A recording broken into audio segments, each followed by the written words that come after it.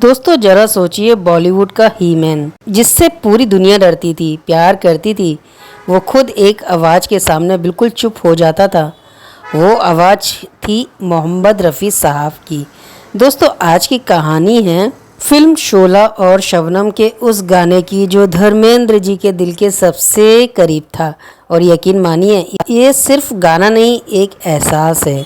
Video and तक ज़रूर देखिएगा, क्योंकि आखिर में धर्मेंद्र जी ने रफ़ी साहब के लिए जो कहा था वो उनके चाहने वाले को इमोशनल कर देगी।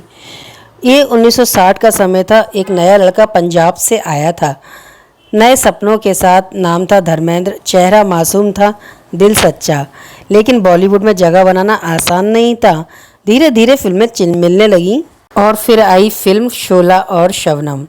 यहीं से शुरू हुआ एक जादुई कनेक्शन, वो गाना जिसने सब बदल दिया।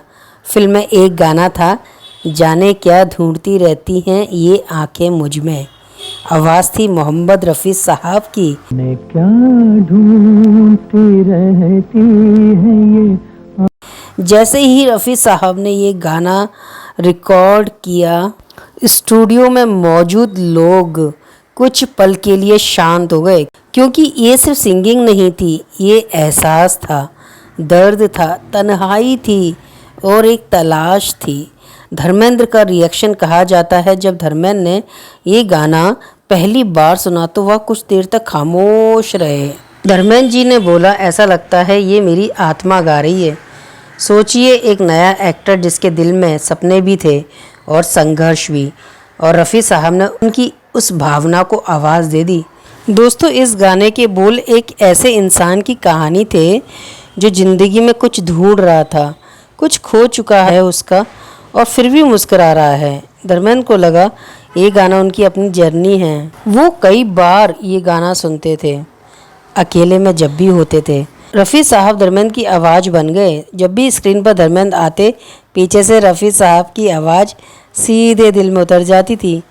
धर्मेंद्र खुद कहते थे, अगर मेरी असली आवाज़ कोई है तो वो है मोहम्मद रफ़ी।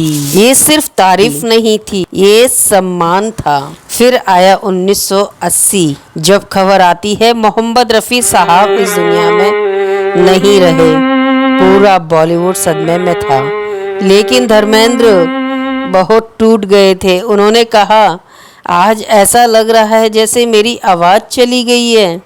ये सुनकर हर कोई इमोशनल हो गया। आज भी जिंदा है वो जादू।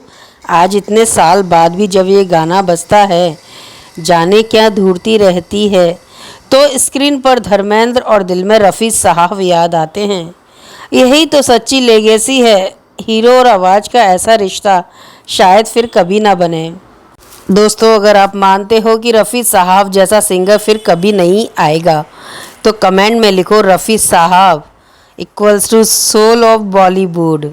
और अगर आप चाहते हो ऐसी रेयर बॉलीवुड स्टोरीज़ जो कभी नहीं मिलती, तो अभी फॉलो कर दीजिए, क्योंकि अगली कहानी है उस गाने की जिसे सुनकर पूरा थिएटर रो पड़ा था।